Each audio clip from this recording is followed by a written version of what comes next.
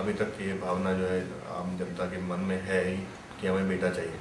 तो बेटा चाहिए वही उसी उसमें जो है एक लालसा में जो इंसान जैसे कि पहले से ही एक धारणा बनी हुई थी कि बेटा होना बहुत ज़रूरी है।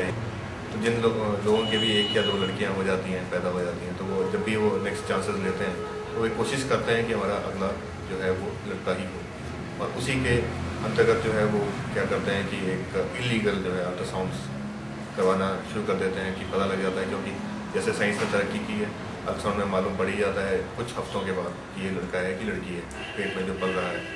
तो उसी के अनुसार वो पता लगाने की कोशिश करते हैं कि लड़का हुआ है कि लड़का है कि लड़की है। और यदि लड़का नहीं है तो वे गर्भपात कराने में भी हिचकिचाते नहीं हैं। और इसमें सम्मिलित मैं ये नहीं कहूँगा कि हमारी मेडिकल फ्रेटर्निटी भी है और इलीगल डॉक्टर्स भी हैं जो कि क्वालिफाइड नहीं है, वो सब इसमें लगे हुए हैं, क्योंकि इससे जो भी है पैसे की ललक बन जाती है, जो भी क्या बन जाता है। तो डॉक्टर्स तक भी पीछे नहीं हटते हैं कि इसका गर्भपात करने में हिचकिचाते नहीं हैं। तो जब लड़कियों के इसी तरह के इलीगल अबॉर्शन से इलीगल गर्भपात होते रहेंगे तो उससे क्या है कि लड़कियों की जो हमारी तादाद है, लड़कियों का रेशियो है, वो हमेशा कम होता ही रहेगा। और जो एक आम जो बिल्कुल हमारे जो इलिटरेट नहीं कहूँगा तो लिटरेट लोग हैं, वे भी ये नहीं समझ पाते हैं कि लड़कियों का होना भी कितना आवश्यक है इस दुनिया में। और वही जगत जननी है और उसी से आगे जो बच सकता है लड़कियों से ही।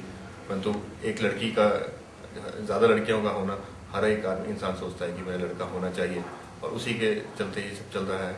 सरकार के जितने भी इतने स्ट्रिक्ट जो हैं हमारे कदम भी लिए गए हैं कि अल्ट्रासाउंड्स भी सभी रजिस्टर हो रहे हैं और इलीगल अबॉर्शंस भी जो हैं वो कर्टेल हो रहे हैं, सभी पर छापामारी है, पूरी पूरी कमिटीज़ बनी हुई है। उसके बावजूद भी जो है इलीगल कहूँ तो पर्दे के पीछे बैक स्टेज ये सब चल रहा है और चलता जा रहा है। इसे रोकना बहुत ही आवश्यक है। ऐसा आएगा कि लड़के होना है कि ज़्यादा हो जाएंगे और होने के लिए लड़कियों की शादी के लिए भी लड़कियां नहीं मिलेंगी, ऐसा भी। जैसे कि आजकल के जो पेरेंट्स हैं वो यही चाहते हैं कि उनके घर में लड़का हो, बट लेकिन देखने में यह है कि आपके घर में खुद एक लड़की है, तो डू यू फील प्राउड कि आपके घर में एक लड़की है? Yes, very true. मैं और मेरी वाइफ ने आज से 10 साल पहले, मेरी बेटी आज 13 साल की हो गई है, और 13 साल पहले मेरी और मेरी वाइफ ने ये फैसला किया था कि हम एक बच्चा अपनाएंगे, और भगवान ने हमें लड़की दी। हमें बहुत खुशी है कि हमें कोई लड़के की इच्छा, मेरे लड़का नहीं है तो इस बात का कोई दुख और मलाल नहीं है। सिंगल गर्ल चाइल्ड पेरेंट्स के लिए मुझे याद आता है कि एक CBSE ने 2005 में स्कीम दिया था फ्री एजुकेशन का।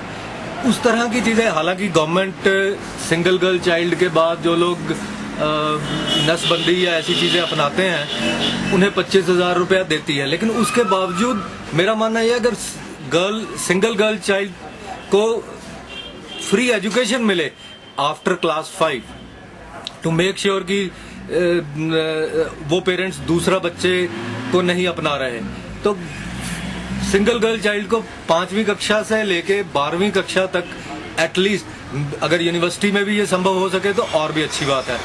इस तरह की कुछ मोटिवेशनल स्कीम्स चलाई जानी चाहिए, जो कि एक बहुत अच्छा मैसेज उन पेरेंट्स को प्राउड फील करवाएंगी कि उन्होंने कोई गलती नहीं की है, एक लड़के की चाह ना रख के उन्होंने कोई गलती नहीं की है। इस तरह की मोटिवेशनल स्कीम्स चलाई जानी चाहिए, मास अवेयरनेस होना चाहिए, और शायद हमें अल्ट्रासाउंड क्लिनिक्स पे भी चेक लगाने की ज़रूरत है।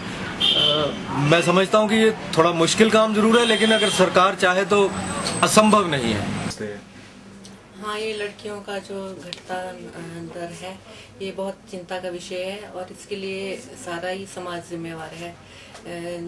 सिर्फ डॉक्टरों पे ही नहीं इसका होना चाहिए। हमारे यहाँ अल्ट्रासाउंड होते हुए भी लोग कई बार आते हैं पर फटकार सुन के ही जाते हैं।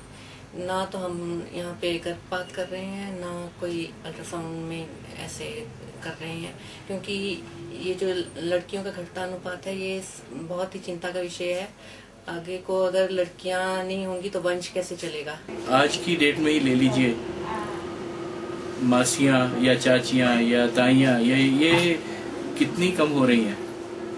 किसके साथ हम एक ही परिवार में हम जोड़ते हैं तो लड़कियां अगर नहीं हैं तो वो परिवार नहीं रहता, क्योंकि लड़की के साथ एक स्त्री के साथ ही परिवार बढ़ता है।